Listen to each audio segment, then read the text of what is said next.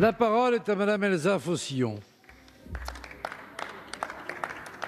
Merci Monsieur le Ministre. Le confinement se poursuit en grande partie pour le monde de la culture et de la création profondément sinistré.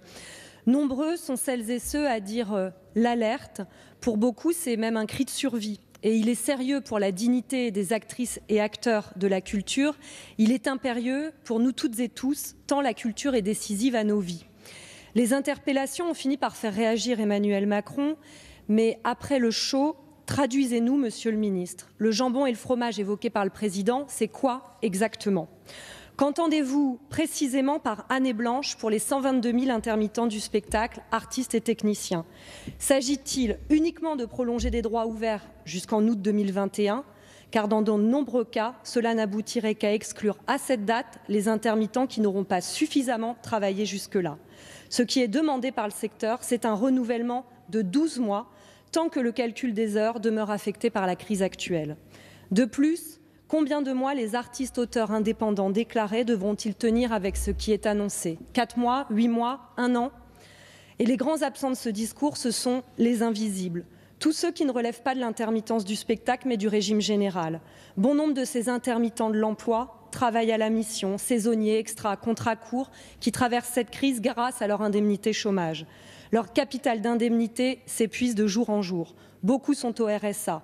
Nous demandons que soit gelé le décompte des jours jusqu'au moment où ils pourront reprendre le travail.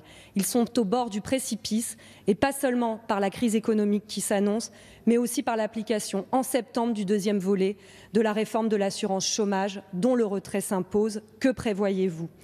Après avoir légitimement dépensé 24 milliards d'euros pour le chômage partiel des salariés à l'emploi stable, pourquoi faire des économies sur le dos des salariés dont l'emploi est discontinu?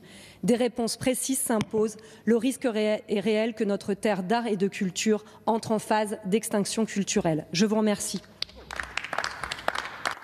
Merci. La parole est à Monsieur Franck Riester, ministre de la Culture. Merci Monsieur le Président, Mesdames et Messieurs les députés, Madame la députée Faucillon. Je rappelle ce que je viens de dire concernant les artistes et les techniciens du secteur du spectacle vivant, de l'audiovisuel et du cinéma, qui vont pouvoir être protégés dans les mois qui viennent grâce à la décision qu'a prise le Président de la République de prolonger leurs droits jusqu'au 31 août 2021 avec une prolongation de la date anniversaire, comme je viens de répondre à Madame Calvez.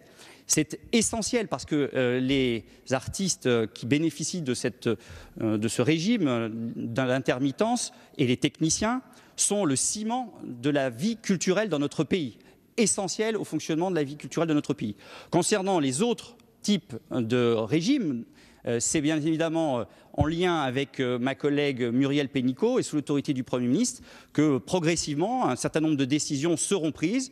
Ça a été dit à plusieurs reprises par Muriel Pénicaud dans l'hémicycle pour que progressivement ce dispositif très protecteur du chômage partiel puisse continuer d'accompagner les salariés de ce pays.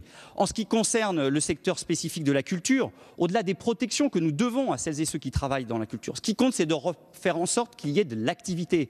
C'est pour ça qu'on va transposer la directive SMA pour que les plateformes investissent dans la production audiovisuelle et cinématographique pour permettre ensuite d'employer des intermittents et celles et ceux qui n'ont pas ce statut-là dans les productions.